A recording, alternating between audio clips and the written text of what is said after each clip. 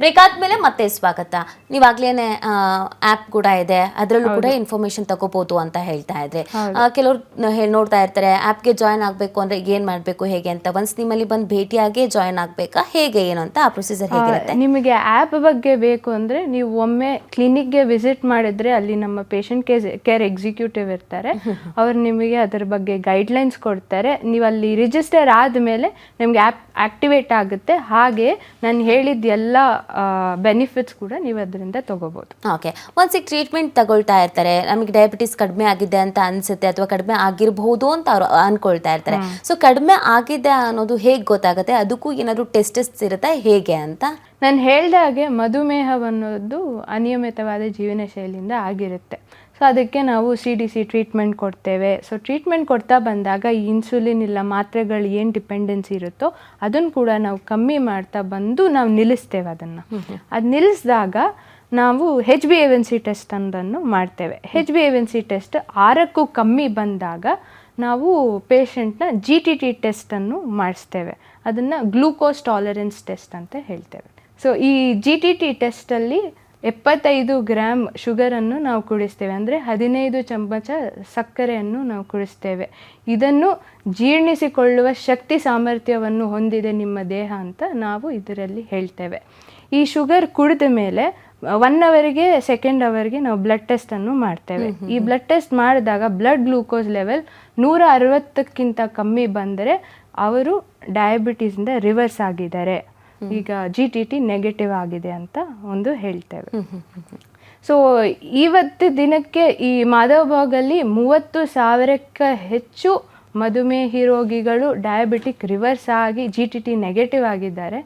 ಇದಕ್ಕೂ ಇನ್ನೊಂದು ಹೆಮ್ಮೆಯ ವಿಷಯ ಏನಂದರೆ, ಒಂದೇ ದಿನದಲ್ಲಿ ಇಂಡಿಯಾ ಬುಕ್ ಆಫ್ ರೆಕಾರ್ಡ್ಸಲ್ಲಿ ಒಂದೇ ದಿನದಲ್ಲಿ 600 ಜನ GTT ನೆಗೆಟಿವ್ ಬಂದಿದೆ. ಇದು ಇನ್ನೊಂದು ಹೆಮ್ಮೆಯ ವಿಷಯ.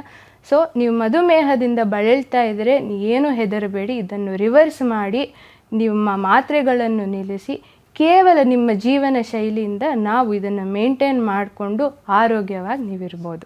ಓಕೆ, ಸೊ ಕೆಲವರು ಟ್ರೀಟ್ಮೆಂಟ್ ಅಂದ್ರೇ ಒಂದು ಭಯ ಪಡ್ತಾ ಇರ್ತಾರೆ. ಸೊ ದುಡ್ಡು ಜಾಸ್ತಿ ಆಗುತ್ತೋ ಏನೋ, ನಮ್ಮ ಹತ್ರ ಅಷ್ಟು ದುಡ್ಡಿಲ್ಲ ಅಂತ. ಸೊ ಆಫ್ಟರ್ ಕೋವಿಡ್ ನೀವು ನೋಡಿರ್ಬೋದು, ತುಂಬ ಜನ ಕೆಲಸ ಕಳ್ಕೊಂಡ್ರು, ಆರ್ಥಿಕವಾಗಿ ಸ್ವಲ್ಪ ಡೌನ್ ಇರೋದು ಎಲ್ರಿಗೂ ಗೊತ್ತಿರುವಂಥ ವಿಚಾರ. ಸೊ ಹೀಗಿರುವಾಗ ಟ್ರೀಟ್ಮೆಂಟು ಖರ್ಚು ವೆಚ್ಚ ಎಲ್ಲ ಹೇಗಾಗುತ್ತೆ? ನಾವು EMI ಥರ ಏನಾದರೂ ಕಟ್ಕೊಳ್ಬಹುದಾ? ಮೊದಲಿಗೆ ಸ್ಟಾರ್ಟಿಂಗ್ ಇಷ್ಟು ಕಟ್ಕೋಬೋದಾ ಅಥವಾ ಆಮೇಲೆ ಒಟ್ಟಿಗೆ ಫೈನಲ್ ಕಟ್ಬೋದಾ? ಈ ಥರದ್ದೆಲ್ಲ ಕ್ವಶನ್ಸ್ ಇರುತ್ತೆ. ಆ ಥರ ಆಪ್ಷನ್ಸ್ ಏನಾದರೂ ಇದೆಯಾ ನಿಮ್ಮಲ್ಲಿ, ಹೇಗೆ ಅಂತ? ಎಸ್, ಈಗ ನಮ್ಮ ಭಾರತದಲ್ಲಿ 15 ಕೋಟಿಯಷ್ಟು ಜನ ಮಧುಮೇಹದಿಂದ ಬಳಲ್ತಾ ಇದ್ದಾರೆ. ಸೊ ಇವರಿಗೆಲ್ಲ ಒಮ್ಮೆ ಮಧುಮೇಹ ಬಂತು ಅಂದರೆ ಇನ್ನು ನಾವು ಲೈಫ್ ಲಾಂಗ್ ಮೆಡಿಸಿನ್ ತೊಗೋಬೇಕನ್ನೋದು ಅವ್ರ ಮೈಂಡಲ್ಲಿ ಫಿಕ್ಸ್ ಆಗಿರುತ್ತೆ. ಸೊ ಇದಲ್ಲದೆ ನಾವು ಡಯಾಬಿಟಿಕ್ ಕೂಡ ರಿವರ್ಸ್ ಮಾಡ್ಬೋದು ಅನ್ನೋದು ಮಾಧವಬಾಗನವರು ವಿನ್ ಡಯಾಬಿಟೀಸ್ ಫಾರ್ ಎವರ್ ಎಂಬ ಕ್ಯಾಂಪನ್ನು ಮಾಡ್ತಾ ಇದ್ದಾರೆ.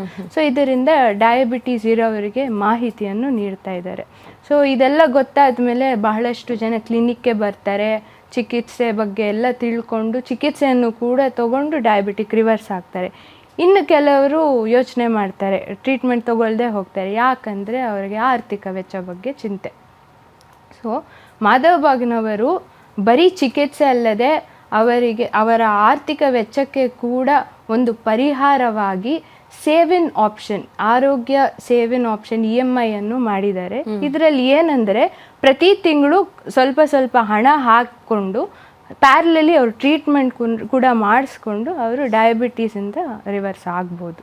ಓಕೆ, ಸೊ ಈ ಡಯಾಬಿಟೀಸ್ ಇದ್ರ ಬಗ್ಗೆ ಇನ್ನೇನಾದರೂ ನಿಮಗೆ ಮಾಹಿತಿ ಬೇಕಂದರೆ ನಮ್ಮ ಪೇಷಂಟ್ ಕೇರ್ ಎಕ್ಸಿಕ್ಯೂಟಿವ್ ಕ್ಲಿನಿಕಲ್ಲಿ ಸಿಗ್ತಾರೆ. ನೀವು ಯಾವಾಗಾದರೂ ಬಂದಾಗ ಅವರನ್ನು ಇದ್ರ ಬಗ್ಗೆ ವಿಚಾರಿಸ್ಬೋದು. ಒಂದು GTT ಟೆಸ್ಟಲ್ಲಿ ನೆಗೆಟಿವ್ ಅಂತ ಬಂದಿದ್ರೂ ಕೂಡ ಲೈಫ್ ಸ್ಟೈಲ್ ಹೆಂಗಿರಬೇಕು ಅಂತ ಅನ್ಸುತ್ತೆ ನಿಮಗೆ ಅಂತ?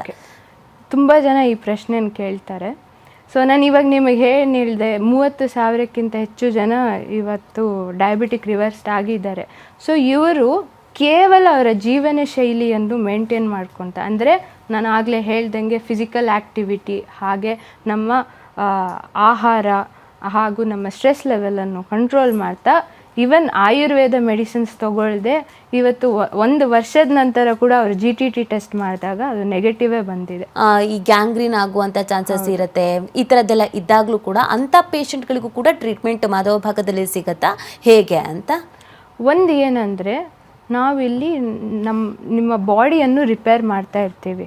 ಸೊ ಅನ್ಕಂಟ್ರೋಲ್ ಡಯಾಬಿಟೀಸಿಂದ ತುಂಬ ಡ್ಯಾಮೇಜ್ ಆಗಿರುತ್ತೆ ಬಾಡಿಗೆ. ಸೊ ಆ ಡ್ಯಾಮೇಜ್ ಹೋಗ್ಸಲೇ ಅದನ್ನ ರಿಪೇರ್ ಮಾಡ್ಬೇಕಂತಾನೆ ನಾವು ಈ ಹಲವಾರು ಚಿಕಿತ್ಸೆಯನ್ನು ಮಾಡ್ತೇವೆ. ಮೇಜರ್ ರೋಲ್ ಬಂದು ನಮ್ಮ ಪಂಚಕರ್ಮ ಆಗುತ್ತೆ. ಗ್ಯಾಂಗ್ರೀನ್ ಬಂದು ಇನ್ನೇನು ಆಂಪ್ಯೂಟ್ ಮಾಡಬೇಕು ಅನ್ನೋ ಸ್ಟೇಜ್ ಕೂಡ ಬರುತ್ತೆ.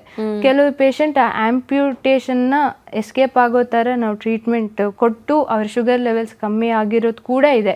ಇನ್ನು ಕೆಲವರು ಆಂಪ್ಯೂಟ್ ಆದಮೇಲೆ ಹೀಲಿಂಗ್ ಪ್ರೋಸೆಸ್ ಅನ್ನೋದು ಏನಿರುತ್ತೋ ಅದು ತುಂಬ ಸ್ಲೋ ಇರುತ್ತೆ ಡಯಾಬಿಟಿಕ್ ಪೀಪಲಲ್ಲಿ. ಅದಕ್ಕಾಗಿ ನಾವು ಟ್ರೀಟ್ಮೆಂಟ್ ಕೊಟ್ಟಾಗ ಸಕ್ಕರೆ ಅಂಶ ರಕ್ತದಲ್ಲಿ ಕಡಿಮೆ ಆಗ್ತಾ ಬಂದಾಗ ಆ ವೂಂಡ್ ಹೀಲಿಂಗ್ ಕೂಡ ಆಗ್ತಾ ಬರುತ್ತೆ. ಫರ್ದರ್ ಕಾಂಪ್ಲಿಕೇಶನ್ಸ್ ಏನಿದೆಯೋ ಅದನ್ನ ತಡೀತಾ ಬರುತ್ತೆ. ಅಂತಹ ಸ್ಟ್ರೆಂತ್ ನಮ್ಮ ಚಿಕಿತ್ಸೆಯಲ್ಲಿ ಇದೆ. ಓಕೆ, ಈಗ ಮಧುಮೇಹ ಇದ್ದಂಥ ಪೇಷಂಟ್ ಒನ್ಸ್ ಬಂದಾಗ ಇಷ್ಟು ದಿನಗಳ ಕಾಲ ಅಥವಾ ಕೋರ್ಸ್ ಆ ಥರ ಏನಾದರೂ ಇದೆಯಾ ಹೇಗೆ ಅಂತ? ಸೊ 90 ದಿನದಲ್ಲಿ ನಿಮ್ಮದು ಡಯಾಬಿಟಿಕ್ ರಿವರ್ಸ್ ಆದಮೇಲೆ ನೀವು ಜೀವನ ಶೈಲಿಯನ್ನು ಮೇಂಟೈನ್ ಮಾಡ್ಕೊಂಡು ಹೋಗ್ಬೋದು. ಕೆಲವರಿಗೆ 90 ದಿನ ಅಲ್ಲದೆ ಇನ್ನು ಸ್ವಲ್ಪ ಕಾಂಪ್ಲಿಕೇಟೆಡ್ ಕೇಸ್ ಆದರೆ ಇನ್ನು ಕೆಲವು ಮಂತ್ಸ್ ಅದು ಎಕ್ಸ್ಟೆಂಡ್ ಆಗ್ಬೋದು. But definitely the sugar levels will come down. So ಅದನ್ನು ನಾವು 90 ದಿನದ ಟಾರ್ಗೆಟ್ ಅನ್ನು ನೀವು ಕೂಡ ಇಟ್ಕೊಂಡಿರ್ತೀರಾ, ಪೇಷಂಟ್ಸ್ ಕೂಡ ಹೇಳಿರ್ತೀರಾ. ಓಕೆ, ಈಗ ಟಿವಿ ನೋಡ್ತಾ ಇರೋರಿಗೆ ನಾವು ಟ್ರೀಟ್ಮೆಂಟ್ ಶುರು ಮಾಡ್ಕೋಬೇಕು ಮಾಧವ ಭಾಗದಲ್ಲಿ ಅನ್ನುವಂತ ಆಸೆ ಇದ್ದೇ ಇರುತ್ತೆ. ಸೊ ನಿಮ್ಮನ್ನ ಭೇಟಿ ಆಗಬೇಕು ಅಂತಂದ್ರೆ ಅಥವಾ ನಿಮ್ಮ ಬ್ರಾಂಚಸ್ಗಳಿಗೆ ವಿಸಿಟ್ ಮಾಡಬೇಕು ಅಂದ್ರೆ ಎಲ್ಲಿ ಹೋಗ್ಬೋದು, ಎಲ್ಲೆಲ್ಲ ಬ್ರಾಂಚಸ್ ಇದೆ, ಟೈಮಿಂಗ್ಸ್ ಏನಾದರೂ ಇದೆಯಾ, ಈ ಟೈಮಲ್ಲಿ ಬರಬೇಕು, ಈ ಟೈಮ್ ತನಕ ಇರುತ್ತೆ, ಆ ಥರ ಏನಾದರೂ ಇದೆಯಾ, ಹೇಳ್ಬೋದು ಅದ್ರ ಬಗ್ಗೆ? ಓಕೆ, ಸೊ ನಮ್ಮ ಕ್ಲಿನಿಕ್ಸ್ ಈಗ ಇದು ಮೇನ್ ಬ್ರಾಂಚ್ ಬಂದು ಪುಣೆಯಲ್ಲಿರೋದು. ಸೊ ಪುಣೆಯಲ್ಲಿ ಬಹಳ ಫೇಮಸ್ ಆಗಿದೆ. ಈಗ ಕರ್ನಾಟಕಗೆ ರೀಸೆಂಟಾಗಿ ಬಂದು ಬಹಳಷ್ಟು ಇದು ಕ್ಲಿನಿಕ್ಸ್ ಓಪನ್ ಆಗಿದೆ. ನಾನು ಬಂದು ಬಸವೇಶ್ವರ ನಗರ್ ಕ್ಲಿನಿಕಲ್ಲಿ ಮೆಡಿಕಲ್ ಹೆಡ್ ಆಗಿದ್ದೀನಿ. ಸೊ ಇದೇ ಥರ ಈ ಬೆಲ್ ರೋಡ್ ಇನ್ನೊಂದು ಒಂದು ಬನಶಂಕರಿಯಲ್ಲಿದೆ.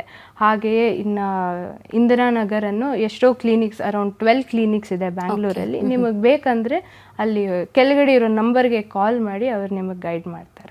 ಈ ದಿನ ರಜೆ ಇರುತ್ತೆ ಆ ಥರ ಏನು? ಇನ್ನೊಂದು we are week off on Thursdays. ಹಾಗೂ ನಮ್ಮ ಕ್ಲಿನಿಕ್ ಟೈಮಿಂಗ್ಸ್ ಬಂದು 10 to 7 PM. ಓಕೆ, ಈಗ ಡಯಾಬಿಟಿಸ್ ಬಗ್ಗೆ ನೀವು ಮಾತಾಡ್ತಾ ಇದ್ರಿ. ಇದೆಲ್ಲ ಟ್ರೀಟ್ಮೆಂಟ್ಗಳ ಜೊತೆಗೆ ನಮ್ಮ ಮಾನಸಿಕ ಸ್ಥಿಮಿತೆಯನ್ನು ಕಾಪಾಡ್ಕೊಳ್ಳೋದು ಅಂದರೆ ಅಯ್ಯೋ ಡಯಾಬಿಟಿಸ್ ಇದೆ, ಅದು ತಿನ್ನಬಾರ್ದು, ಇದು ತಿನ್ನಬಾರ್ದು, ತಿಂದ್ಬಿಟ್ಟೆ, ಈ ಥರ ಸ್ಟ್ರೆಸ್ ಕೂಡ ಈ ಮಧುಮೇಹನ ಕಡಿಮೆ ಮಾಡೋದಕ್ಕಿಂತ ಜಾಸ್ತಿ ಮಾಡುತ್ತೆ. ಅಂದರೆ ಟ್ರೀಟ್ಮೆಂಟ್ ತಗೊಳ್ತಾ ಇದ್ರು ಕೂಡ ಸೊ ನಮ್ಮ ಮಾನಸಿಕ ಖಿನ್ನತೆ ಅದನ್ನು ಇನ್ನೂ ಜಾಸ್ತಿ ಮಾಡುವಂಥ ಚಾನ್ಸಸ್ ಇರುತ್ತೆ ಅಂತ. ಸೊ ಹೇಗೆ ನಾವು ಬ್ಯಾಲೆನ್ಸ್ ಮಾಡಬೇಕಾಗತ್ತೆ ಅಂತ? ಒಂದು ಈ ಆಂಗ್ಸೈಟಿ ಲೆವೆಲ್ ತುಂಬ ಇರುತ್ತೆ. ಸೊ ನಾನು ಇದು ತಿಂದರೆ ನಂದು ತೂಕ ಹೆಚ್ಚಾಗುತ್ತೆ, ಇಲ್ಲ ಶುಗರ್ ಲೆವೆಲ್ ಹೆಚ್ಚಾಗುತ್ತೆ. ಸೊ ನೀವು ಈ ಸ್ಟ್ರೆಸ್ ಏನು ತಗೋತಾ ಇದ್ದೀರೋ ಈ ಆಂಗ್ಸೈಟಿಯಿಂದ ಇದರಿಂದ ಕೂಡ ನಿಮ್ಮ ಡಯಾಬಿಟಿಕ್ ಲೆವೆಲ್ ಜಾಸ್ತಿ ಆಗುತ್ತೆ. ಸೊ ಅದಕ್ಕಾಗಿ ನೀವು ಈ ಸ್ಟ್ರೆಸ್ಸನ್ನು ತಗೊಳ್ಳೋದನ್ನು ಫಸ್ಟ್ ನಿಲ್ಲಿಸಿ just live your life and just follow the lifestyle. So diabetes ಸಮಸ್ಯೆಯಿಂದ ಬಳಲ್ತಾ ಇರೋರು ಅಥವಾ ನಮ್ಮ ಫ್ಯಾಮಿಲಿ ಹಿಸ್ಟ್ರಿಲಿ ಇದೆ, ನಮಗೂ ಬರುವಂಥ ಚಾನ್ಸಸ್ ಇದೆ ಅಂತ ಅಂದ್ಕೊಂಡವರು ಯಾವ ರೀತಿಯಾಗಿ ಲೈಫ್ ಸ್ಟೈಲ್ ಮೇಂಟೈನ್ ಮಾಡಬೇಕಾಗತ್ತೆ ಅಥವಾ ಟ್ರೀಟ್ಮೆಂಟನ್ನು ತೆಗೆದುಕೊಳ್ಬೇಕಾಗತ್ತೆ, ಲಾಸ್ಟ್ ಕೊನೆಯದಾಗಿ ಅವ್ರಿಗೆ ಏನು ಹೇಳ್ತೀರಾ, ಯಾವ ಥರ ಮೆಸೇಜನ್ನು ನೀಡ್ತೀರಾ ಅಂತ? ಓಕೆ, ಒಂದು ಫ್ಯಾಮಿಲಿ ಹಿಸ್ಟ್ರಿ ಇದೆ ಅಂದರೆ, ಇನ್ನೊಂದು 40 ವರ್ಷಕ್ಕಿಂತ ಹೆಚ್ಚಿದೆ ಅಂದರೆ ಆ್ಯಸ್ ಅ ಪ್ರಿಕಾಷನರಿ ನೀವು ನಿಮ್ಮ ರಕ್ತ ತಪಾಸಣೆಯನ್ನು ಮಾಡಲೇಬೇಕು. ಸೊ ಇದು ಮಾಡಿದಾಗ ನಿಮ್ಮಲ್ಲಿ ಏನಾದರೂ ಪ್ಯಾರಾಮೀಟರ್ಸ್ ಚೇಂಜ್ ಇದ್ದರೆ ಗೊತ್ತಾಗುತ್ತೆ. ಅದಕ್ಕೆ ಇಮಿಡಿಯೇಟಾಗಿ ನೀವು ಚಿಕಿತ್ಸೆಯನ್ನು ತಗೋಬೇಕು. ಇದು ಬಿಟ್ಟು ಯಾರು ಹೆಲ್ದಿಯಾಗಿದ್ದೀರೋ ನೀವು ಇನ್ನೂ ಕರೆಕ್ಟಾಗಿ ಒಂದು ವ್ಯಾಯಾಮವನ್ನು ಮಾಡಬೇಕು. ಹಾಗೆ ನಿಮ್ಮ ಸ್ಟ್ರೆಸ್ ಲೆವೆಲ್ ಕಂಟ್ರೋಲ್ಗೆ ಮೆಡಿಟೇಷನನ್ನು ಮಾಡಿ. ಹಾಗೆ ಡಯಟ್ ಅಂದರೆ ಕಡಿಮೆ ತಿನ್ನೋದಲ್ಲ, ಸರಿಯಾದ ರೀತಿಯಲ್ಲಿ ಎಲ್ಲ ಥರದ ವಿಟಮಿನ್, ಮಿನರಲ್, ಕಾರ್ಬೋಹೈಡ್ರೇಟ್ಸ್, ಫೈಬರ್ಸನ್ನು ತಿನ್ನಿ.